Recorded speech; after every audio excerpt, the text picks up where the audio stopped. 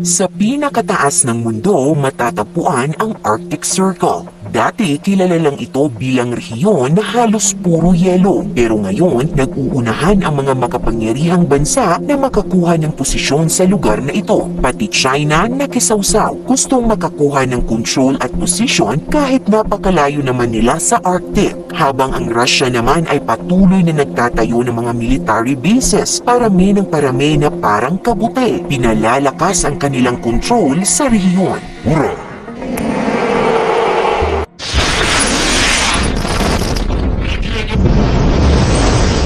At syempre, hindi rin magpapahuli ang United States, lalo na pagdating sa pagkakaroon ng impluensya sa Greenland. Sa katunayan, ilang beses nang sinabi ni US President Trump na gusto niyang bilhin ang Greenland. Greenland is very important. We have to have Greenland. We need Greenland for, and I think we're gonna get it. At alam niyo bang dati nang may military bases ang United States dito, pero kalaunan ay iniwan din nila ang karamihan sa mga ito. Ngunit bakit nga ba napakalaki ng interes ng China, Russia at United States na magkaroon ng control sa Arctic Circle? Gayong halos yelo ang bumabalot dito.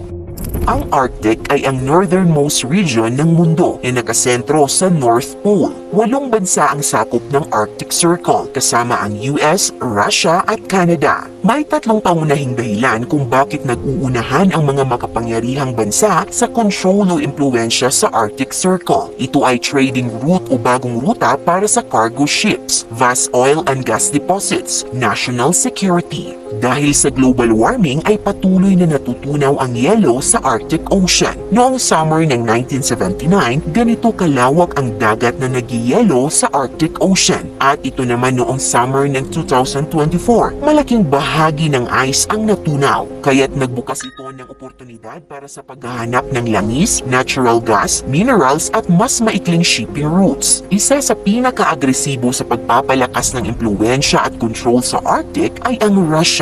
Malawak ang kanilang Arctic coastline at matagal na nilang itinuturing na parte ng kanilang strategic at economic development ang rehiyon. Noong 2007, nagpasiklab sila ng ingay sa buong mundo nung nagtanim sila ng Russian flag sa Arctic Ocean floor. Layunin nilang patunayan na ang North Pole ay extension ng kanilang teritoryo. Kung maaaprubahan ang claim ng Russia, magkakaroon sila ng access sa napakalaking yaman ng rehiyon, kabilang ang pinaniniwala ang tinatayang 10 bilyong toneladang hydrocarbon. Bukod sa resources, napakahalaga rin ng Arctic sa Russia sa aspeto ng militar. Sa ngayon, Russia ang may pinakamalaking presence sa Arctic dahil sa kombinasyon ng lakas militar, kontrol sa teritoryo at determinasyon nilang isecure ang kanilang interes. Ngunit habang lumalakas ang pressure mula sa NATO sanctions, mas lalo pang lumalapit ang Russia sa mga bansa sa Asia, lalo na sa China. At agad namang sinunggaban ng China ang pagkakataon. Hindi man sila Arctic country, malaki ang interes ng China sa Arctic dahil sa posibilidad ng mas maikli at mabilis na ruta papuntang Europa.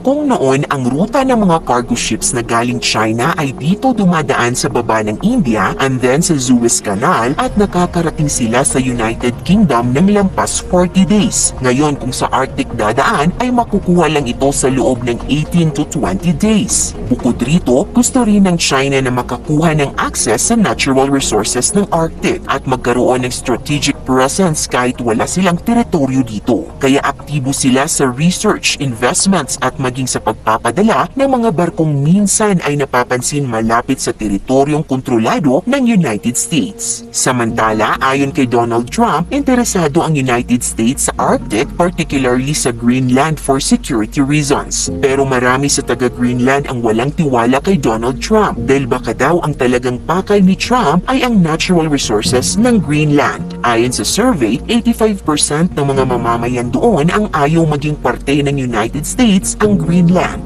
Ayon pa sa US Geological Survey, tinatayang nasa 30% ng gas deposit ng mundo at 13% ng oil deposit sa mundo na hindi pa na-discover ay maaaring nasa ilalim ng Arctic Ocean. Pati na rin ang malaking deposito ng minerals na pinaniniwala ang marami sa Greenland. If the U.S. were to gain access to Greenland's resources, it could significantly reduce our dependence on foreign suppliers. Bukod sa Russia, United States at China, kabilang rin ang Japan, South Korea at ang European Union sa tinatayang 20 na bansa na aktibong nagpapakita ng interes sa iba't ibang bahagi ng Arctic. Ngayon, kahit 5 bansa lang ang may direktang territorial claims, malinaw na ang Arctic ay hindi na simpleng malamig na rehiyon na puno ng yelo. Ito na ang bagong arena ng kompetisyon kung saan nagtatagpo ang geopolitics, natural resources, global trade at military power. At habang patuloy na natutunaw ang mga yelo, lalo namang umiinit ang labanan para mapasakamay ang kontrol sa Arctic. Kung ikaw ang tatanungin, sino kaya ang